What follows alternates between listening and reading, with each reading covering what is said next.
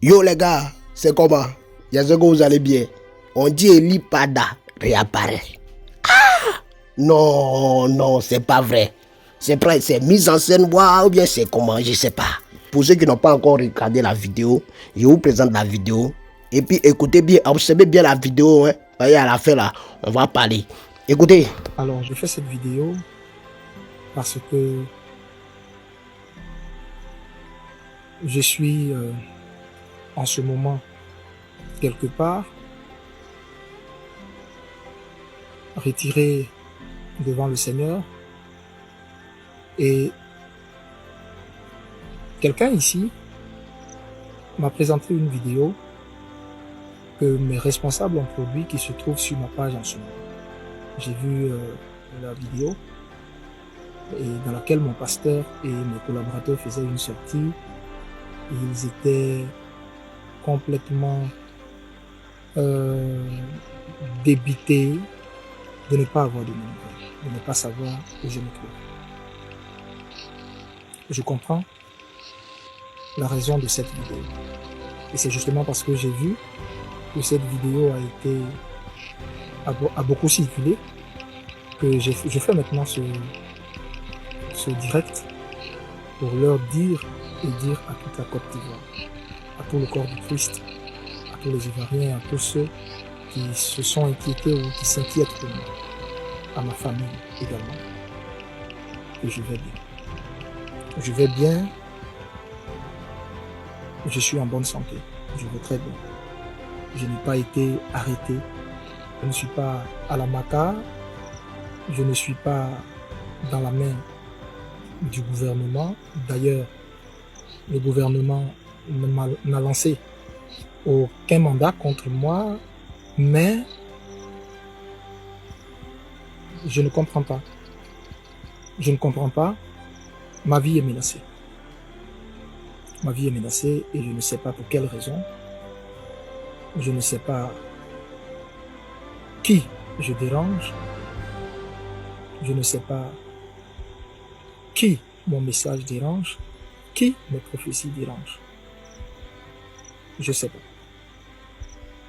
Et quand je vous dis que ma vie est menacée, ma vie est sérieusement menacée. Ma secrétaire reçoit tout le temps des appels téléphoniques de menaces. À un moment donné, je ne sais pas par quel miracle, ils ont mon numéro personnel. On m'appelle pour me faire des menaces. Qui c'est au téléphone? Je ne sais pas. On rappelle sur les numéros ne passent pas. Bien-aimé, je suis prophète du Seigneur. Et vous savez, Jésus m'a enlevé très loin. Jésus m'a enlevé très très loin. Avant, j'étais de ceux qui avaient abandonné la main du Seigneur et croyaient que leur salut était dans le monde, dans le péché. Jésus m'a ramassé de la boue et il m'a accordé sa grâce. De là où Jésus m'a sorti, je lui dois tout. Je lui dois entièrement ma vie. Et il m'a dit, je t'ai sorti de là pour que tu puisses faire connaître ma voix aux nations. Je ne parle contre personne. Je ne prophétise contre personne. Je suis apolitique. On ne m'a jamais vu avec un homme politique. On ne m'a jamais vu avec une organisation politique. Jamais. Alors là, je me tiens loin de tout ça. Je ne veux même pas avoir d'affinité avec personne. À cause du mandat divin qui est sur ma vie, de la mission qu'il m'a confiée. La mission que je détiens de lui. Qui est de rendre son message sans compromission. Donc, ce qui fait que je ne suis affilié à aucun parti.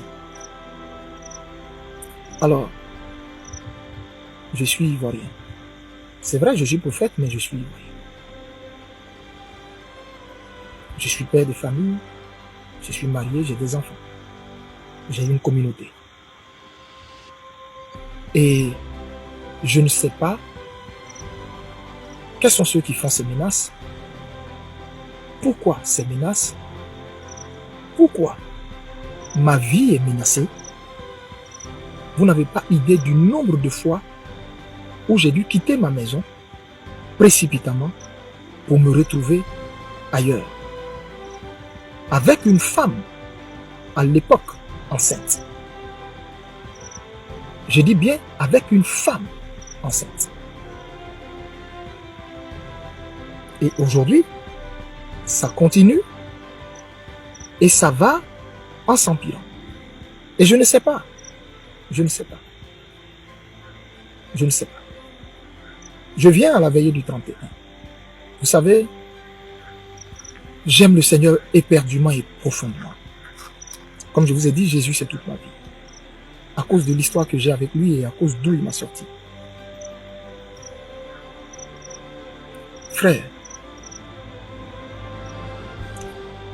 le 31, je devrais être à cette veillée. Dites-moi, quel pasteur qui va organiser une traversée, quitter le lieu où il fait initialement le culte, c'est-à-dire qui est dans l'enceinte du Sénepsi, que vous connaissez tous, qui est situé à Yopougon au Sable, au feu du premier pont.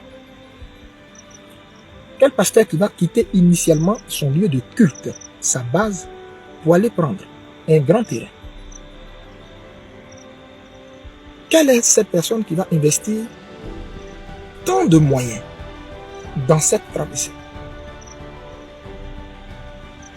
Qui va mettre plus de 5000 chaises et les gens vont venir de partout, depuis 5 heures du matin. Les malades vont venir de partout. Des vieilles femmes, des mamans d'un certain âge qui ont vu en Jésus-Christ leur guérison, qui vont se déplacer pour venir. Et l'homme de Dieu délibérément ne va pas venir à cette traversée. Je ne suis pas aussi cruel que ça. Je ne suis pas aussi cruel que ça. Dieu connaît mon amour pour son œuvre. Et je pense que certains parmi vous qui m'écoutent, qui me côtoient, qui côtoient la cité de Dieu, ou qui regardent ces yeux-là, peuvent témoigner de l'amour que j'ai pour Dieu, que je sais avec fougue, avec zèle. Donc, je ne peux pas déplacer toutes ces personnes et puis ne pas délibérément venir. Je ne suis pas venu parce que ma vie était menacée. Oui, ce 31, ma vie était menacée. J'ai voulu forcer pour venir, même jusqu'à la dernière minute. Jusqu'à ce que le Seigneur lui-même,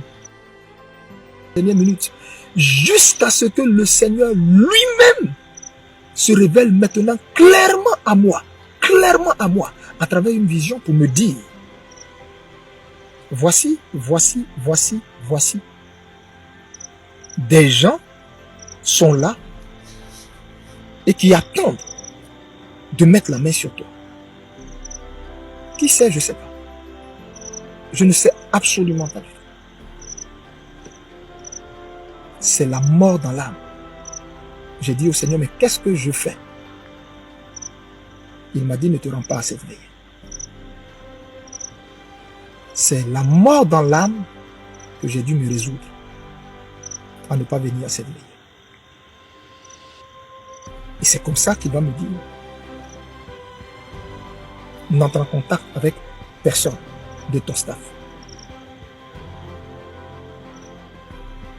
Je te dirai où tu dois aller.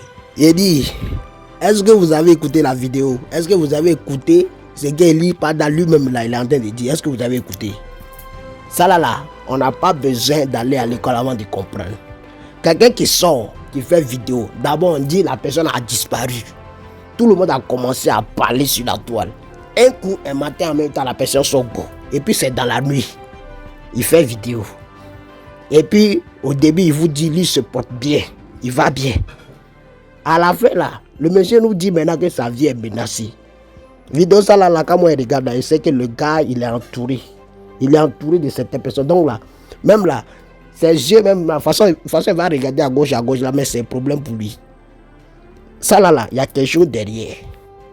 Ça là, il y a quelque chose derrière. C'est pas les gens sont sortis derrière là. Hein? Il est obligé de finir faire vidéo. Sinon là, toi tu peux pas faire vidéo. Toi Ali Pada, tu ne veux pas venir nous faire vidéo quoi. Non, c'est pas bon.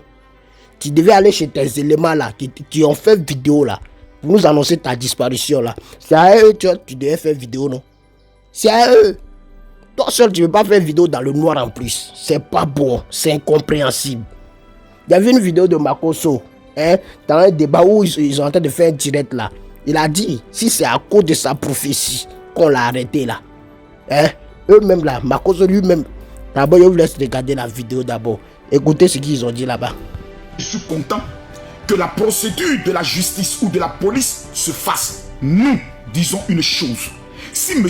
Eli Pada est interpellé à cause de ces révélations, nous, pasteurs de Côte d'Ivoire, nous allons rencontrer les autorités compétentes pour leur dire, et c'était le sujet de mon direct d'hier, pour dire non. Le pasteur a eu des révélations, ça peut venir de Dieu. Comme aussi les révélations peuvent venir de ton intelligence. Mais nous estimons que cet homme a déjà donné des révélations qui se sont accomplies. Roseline Nayo, président Henri Konan Bédié, il fait partie de notre corporation. C'est nous qui avons mal parce qu'il fait partie de notre famille. Laissons-nous, on va régler le problème en famille. S'il y a des sanctions, on va prendre les sanctions en famille. Voici quelle serait la démarche logique de notre organisation. Parce que nous sommes régis en Côte d'Ivoire en organisation. C'est monsieur Soulé de parler. Je vais conclure. Je vais conclure. En tant que pasteur, vous n'avez pas... Est-ce qu'une révélation, est-ce qu'une révélation, une prophétie s'accomplit à l'instant T?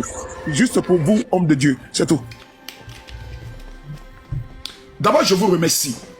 La Bible nous enseigne que la prophétie a 3 facteurs. Elle vient pour édifier, elle vient pour consoler, et elle vient aussi dans le but de pouvoir enseigner. Il y a des prophéties qui ne s'accomplissent jamais. Parce que la prophétie que vous donnez en disant Dieu va frapper le régime. Écoutez-moi bien. Dieu ne peut pas frapper le régime si le régime se répand. Exemple, frapper le régime. Jonas au niveau de Ninive. Il est venu en disant Dieu va détruire la ville. La ville a pris un moment de jeûne et prière. Et Dieu s'est repenti de sa révélation en disant je ne frapperai plus le peuple. Dieu a dit à Moïse je ne marcherai plus avec le peuple.